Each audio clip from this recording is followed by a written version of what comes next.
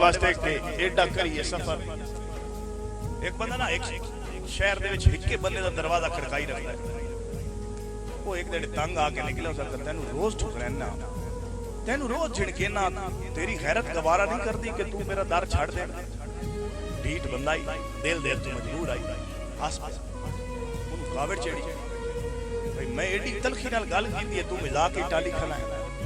उस कावड़ नाल दरवाजा बंद कीता ना, तो हाथ दरवाजे दे विच आ गया। थोड़ा जो 4 कदम टुरया ना तो पिछू चीख मारी, वो बंदा हटिया, दरवाजा खोलिया ना तो खून उहदे हाथ च टांदा पई कतरा कतरा कतरा कतरा जमीन पे। उसका सच्ची सच्ची दस की चाहना है? उसका जेड़ी लज़्ज़त तेरे इनकार है छे ओ लज़्ज़त तेरे इकरार है नहीं। बिस्मिल्लाह जी मेहरबानी। जेड़ी लज़्ज़त तेरे इनकार है छे ओ लज़्ज़त तेरे इकरार है नहीं। तू खास पसंद साडी अखियां दी, तेरे वर्गा कोई संसार है नहीं।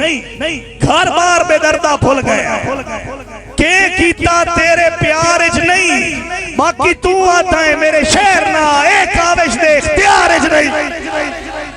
बाकी तू आता है मेरे शहर ना ए काविश दे इख्तियार च नहीं। मेहरबानी, बहुत शुक्रिया जी।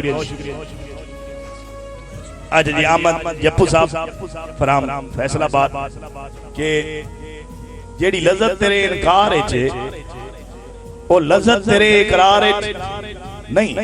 तू खास पसंद साडी अखियां दी, तेरे वर्गा कोई संसार है नहीं। घर बार बेदर्दा भूल गया के कीता तेरे प्यार च नहीं, बाकी तू आता है मेरे शहर ना ए काविश दे इख्तियार नहीं। और एक शेर और जिवें जिवें तुसा फरमाइश कर सुन 4-5 मिनट हाज़री है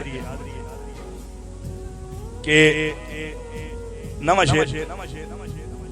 बड़ी मुद्दत तो बाद आज बस पे हैं,